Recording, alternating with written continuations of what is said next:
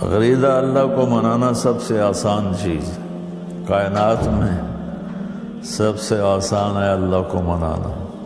ماں بہت بڑا رشتہ ہوتا ہے، اسے منانے پر بھی زور لگتا ہے، لیکن میرے رب کی قسم میں کیا بتاؤں آپ کو،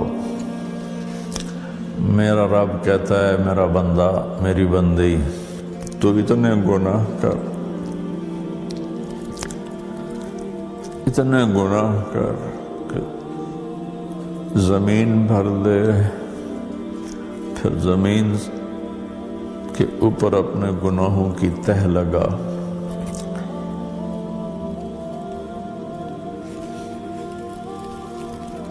پھر اس کو اٹھاتے اٹھاتے اٹھاتے آسمان کی چھت سے لگاتے۔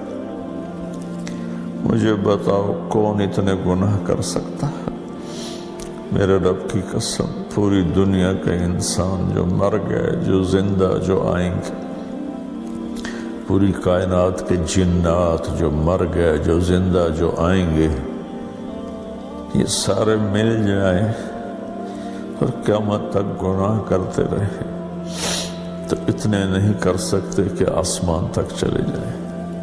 اور میرا اللہ کہتا ہے طارق جمیل غریدہ، یہ لے زندگی، یہ لے طاقت، اور اتنے گناہ کر کے آسمان کی چھت کو لگ، پھر صرف ایک دفعہ مجھے کہنا یا اللہ معاف کر دے تو میں سارے معاف کر دوں گا، ولا ابالی، اور مجھے کوئی پرواہ نہیں ہوگی۔ بڑی کریم ذات سے ہمارا واسطہ ہے۔ میں اپنی تمام ساری قوم سے کہتا ہوں، دو بول بول دیں یا اللہ میری توبہ، سب معاف کر دے گا، پھر پلٹ کے پیچھے نہ جائیں اور اپنی توبہ پہ پکے ہو جائیں، چاہے حقوق اللہ ہیں چاہے حقوق العباد ہیں، اس کی تلافی کی پھر کوشش کریں، پھر ٹوٹ جائے پھر توبہ کر لیں۔ میرے نبی کا فرمان ہے دن میں 70 دفعہ توبہ ٹوٹے، 70 دفعہ توبہ کر لو تو اللہ تعالیٰ خوش رہتا ہے۔ تو اللہ سے معاملہ بڑا زبردست ہے، جتنی دفعہ ہم توبہ کریں گے اتنی دفعہ معاف کرے گا۔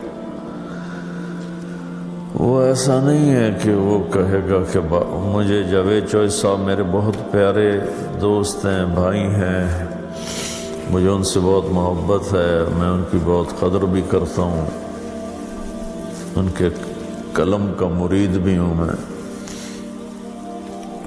وہ مجھ سے کہنے لگے آپ یہ بات کرتے ہیں کہ جتنی دفعہ توبہ کرو اللہ معاف کرتا ہے، تو آپ کا نوکر 2-3 دفعہ کرے غلطی، آپ اس کو رکھیں گے، آپ نکال نہیں دیں گے؟ میں نے کہا آپ نے اللہ اور طارق جمیل کو ایک بنا دیا، میرا تو بیٹا اگر بار بار کرے گا میرے ساتھ زیادتی تو میں تو اس کو بیٹے کو نکال دوں گا، نوکر تو بعد کی چیز ہے، وہ تو اللہ ہے، وہ اللہ جس کی نہ کوئی ابتدا ہے نہ انتہا ہے، اسی طرح اس کی رحمت کی نہ ابتدا ہے نہ انتہا ہے۔ ساری کائنات مل کر گناہوں سے کائنات بھر دے، ایک دفعہ کہہ دیں یا اللہ معاف ہو جاؤ، معاف کیا، تو میں ساری قوم سے اپیل کروں گا سب مل کر توبہ کریں، 2 نفل پڑھیں یا صرف زبان سے ہی کہہ دیں، لیکن پھر ایک شرط ہے پلٹ کے واپس نہ جائیں، اگر ہو جائے تو بھی کوئی مسئلہ نہیں، پھر دوبارہ توبہ کر لیں، پھر توبہ کر لیں، پھر توبہ کر لیں۔ ایک شخص تھا بنی اسرائیل میں، موسیٰ علیہ السلام کی قوم میں تھا، بہت گناہ گار تھا، بہت گندی زندگی تھی۔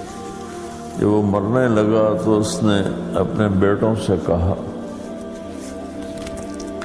کہ میں نے بہت غلط زندگی گزاری ہے، میری بخشش شاید نہ ہو، تو میں جب مر جاؤں تو مجھے جلا دینا، اور میری راکھ آدھی پانی میں بہا دینا، آدھی ہوا میں اڑا دینا، تاکہ میرا جسم بکھر جائے اور میں اللہ کے سامنے کھڑا ہی نہ ہو سکوں۔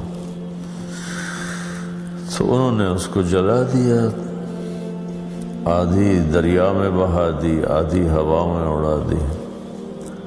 اللہ کریم قدیر نے اسے ایک ایک ذرے کو جمع کر کے اپنے سامنے کھڑا کیا۔ اللہ تعالیٰ نے فرمایا یہ تو نے کیوں کیا تھا؟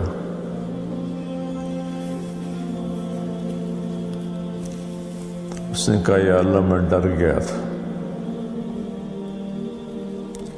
اللہ نے فرمایا میں مجھ سے ڈر گئے تھے؟ کہ جی ڈر گیا تھا۔ کہ اچھا جاؤ معاف کیا۔ تو اللہ کو معاف کرنا بہت پسند ہے، بشرطے کہ حیا ہو، بشرطے کہ شرم ہو، ندامت ہو۔ لیکن اگر ایسا ہو کہ دیکھ لیں گے جو ہوگا تو یہ تو بہت نادانی والی بات ہے۔ بتا رہے تھے کہ خدا اور بندے کا تعلق اور اس میں توبہ کی اہمیت کیا ہے، اور خاص طور پہ اس طرح کے وبائی امراض جب پھوٹ پڑتے ہیں، خدا کی طرف سے آزمائش تو ہوتا ہے، خدا کے قہر کا اظہار بھی ہوتا ہے۔ اس میں توبہ کس طرح سے کرنی چاہیے؟ بار بار کرنی چاہیے، بار بار غلطی ہو جائے تو بار بار توبہ کی جائے۔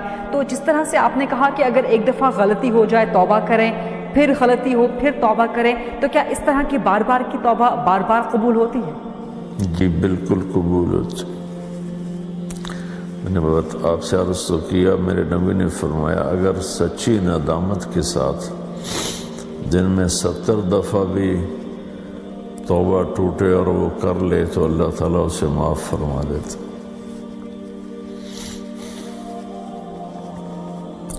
اصل میں ہم نے اللہ کی رحمت کو سمجھا ہی نہیں ہے، اس لیے مایوسی زیادہ ہے۔ درست، آپ نے فرمایا کہ دعا کرنے کے بہت سے طریقے ہیں، آپ خدا سے کسی بھی صورت میں دعا کر سکتے ہیں۔ تو لوگوں کی آگاہی کے لیے یہ بھی بتا دیجئے گا کہ اس طرح کی جو صورتحال ہے، خاص طور پہ وبائی امراض کی صورتحال، کرونا وائرس جیسی صورتحال، تو اس میں کون سی دعا کرنی چاہیے؟ کون سی دعا کرنے کا طریقہ مسنون ہے، احسن ہے؟ کیونکہ سوشل میڈیا پر بہت سی دعائیں چل رہی ہیں، خاص طور پہ لا الہ الا انت سبحانک انی کنت من الظالمین، تو کون کون سی دعائیں کرنی چاہیے، ذرا یہ فرما دیجئے گا۔ دعا پڑھنے کی چیز نہیں غریدہ، دعا مانگنے کی چیز ہے۔ پڑھنے کو دعا نہیں کہتے، مانگنے کو دعا کہتے ہیں۔ اگر آپ نے دعا کی حقیقت سمجھنی ہو تو یہ مانگنے والوں کو دیکھیں کہ وہ چہرے پر کیسی مصنوعی مسکنت لاتے ہیں اور کس طرح فریادی بنتے ہیں، کہ ہمیں پتہ بھی ہوتا ہے کہ یہ پیشہ ور ہیں، پھر بھی ہم 10-50-100 روپے ان کی ہتھیلی پہ رکھ دیتے ہیں۔ دعا الفاظ کا نام نہیں ہے، دعا کیفیت کا نام ہے۔ وہ کیفیت اردو عربی کی محتاج نہیں، ورنہ گونگے کیسے مانگیں۔ وہ کیفیت انگلش فرینچ کی محتاج نہیں۔ اس کیفیت کے ساتھ جب اللہ کو پکارا جاتا ہے اور اس سے مانگا جاتا ہے تو وہ چیز دعا بن جاتی ہے۔ تو اللہ تعالیٰ ساغر صدیقی کی بخشش فرمائے، اس نے کہا تھا ہے دعا یاد مگر حرف دعا یاد نہیں۔ تو یہ ہے دعا کی حقیقت کہ دعا کے الفاظ بھی ہیں، اس میں کوئی شک نہیں، اللہ کے نبی نے ہمیں دعائیں سکھائی ہیں، لیکن ان دعاؤں کے پیچھے کیفیت بھی ہو درست اور مانگنے والا جذبہ بھی ہو تو پھر وہ دعا کبھی رد نہیں ہوتی۔ تو دعا ہمارے ماحول میں ہے ہی نہیں، ہمارے ایسے رٹی رٹائے الفاظ ہوتے ہیں، وہ ہم پڑھ دیتے ہیں، پھر کہتے ہیں ساڑی سندا نہیں۔ مانگا جاتا ہے، دعا مانگنے کی چیز ہے، تو مانگنے کا سلیقہ ہو تو وہ ہم تو مائل بکرم ہیں، کوئی سائل ہی نہیں۔ وہ تو کہتا میں تو دینے کے لیے تیار بیٹھا ہوں، پر کوئی مانگو تو صحیح۔